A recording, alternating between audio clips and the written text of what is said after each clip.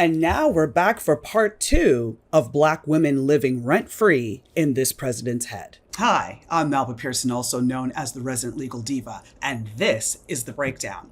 Yes, I am back from summer break. Y'all haven't seen me in a while, but hey, summer break is not just for kids. It's a great reset to figure out what you need to do for the rest of the year. So, anyway, now that I'm back, let's get back down to business and let me break down what is going on with Federal Reserve Governor Lisa Cook. Now, the president has sought her removal, basically saying, hey, she lied on her mortgage applications. So as a result, I think this is cause I'm firing her, right? So this is something that's unprecedented, but I'll get into that momentarily. So last week, the president said that Governor Cook's firing was effective immediately and that he already had a replacement in mind. So this wasn't something that just came out of the blue. So, of course, Lisa Cook's like, excuse me, what you're doing is not legal. You don't have a basis to do that. And I'm suing. And so the feds actually released a statement being like, hey, she still works here. So we're waiting to hear what the court says and we will govern ourselves accordingly. So who is Lisa Cook? Let's start with that. So Lisa Cook is the first Black woman to sit on the board of the Federal Reserve. She was nominated by President Biden back in 2022. She was confirmed with a 50-50 Senate vote with Vice President Kamala Harris as the tiebreaker. Before serving on the Federal Reserve, Governor Cook was a professor of economics and international relations at Michigan State University. She is considered one of the foremost authorities on international economics, especially the Russian economy. And she has advised policymakers from the Obama administration all the way to the Nigerian and Rwandan governments around these issues. She is one of the few prominent Black female economists, and she really got a lot of attention for her work in making sure that she's not the last of the pipeline, right? That she's actually mentoring and helping young people of color behind her become experts in economics.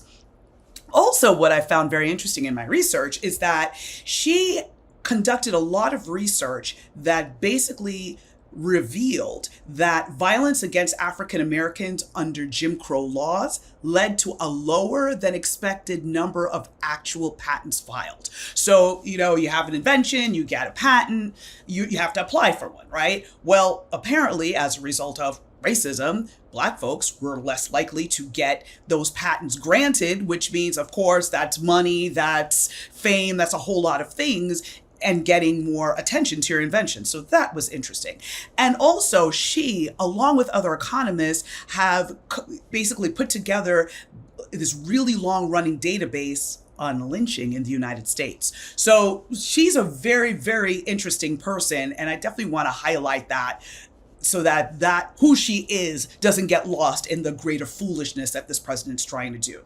So while she's, in her last 3 years on the job, she has basically voted with the majority when it came to the feds deciding whether or not to raise rates to battle inflation.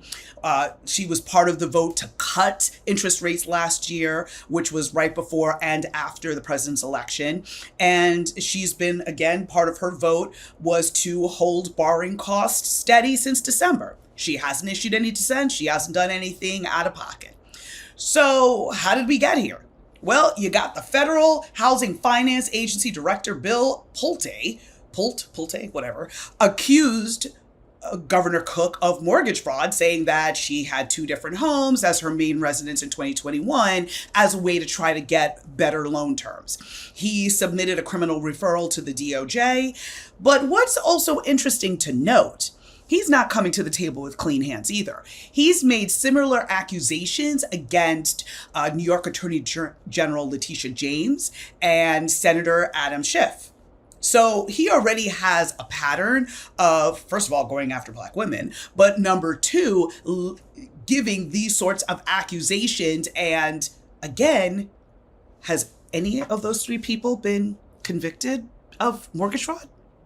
Because last time I checked, in America, you're innocent until proven guilty. So how are you going to fire somebody for cause based on an allegation? Not that they were charged which to me is not even enough. You should be convicted, right? Because again, you could be charged of anything, but if the prosecution doesn't have the evidence to substantiate a conviction, you should be able to go back on your way and live your life. So, but there's the fact that these are random accusations. It's not the DOJ coming out saying we're charging her or anything like that. So just on the power of an accusation, Governor Cook is supposed to lose her job. Sheer foolishness. Now, in talking about how unprecedented this is, now, in the Federal Reserve's 112 years of operating, this is the first time a president has tried to remove a governor from the Federal Reserve. The Federal Reserve Act of 1913, which is where all this came to be, it sets out a 14-year term for federal governors for the Federal Reserve, and it specifies that they may be removed by the president only for cause. Now, cause, as all things in law, everything hinges on one word, right? So what does cause mean? Well, generally in the legal field, we know cause is basically serious misconduct, malfeasance, professional neglect. So basically you're lying on official documents. You're not showing up to work. You're stealing from your employer. You get arrested for whatever, a DUI, something along those lines. But what cause is not is I don't agree with your policies. That's not cause. So what's so critical about this is that the Federal Reserve Act set out those 14-year terms for a reason.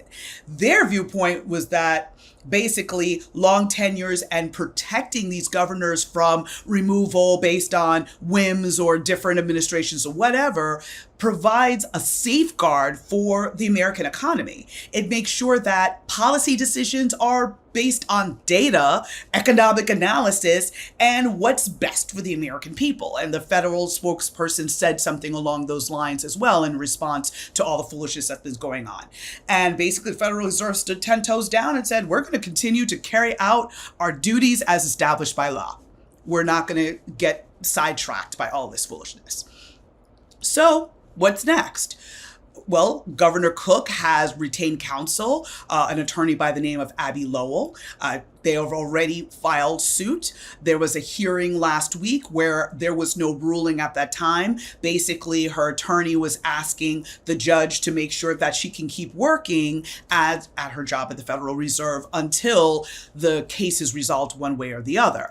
And the judge basically deferred ruling at that point. So what is likely to happen is that this case can end up in front of the Supreme Court, because the Supreme Court is going to have to give the definition of what cause is, because that literally is what this entire case hinges on.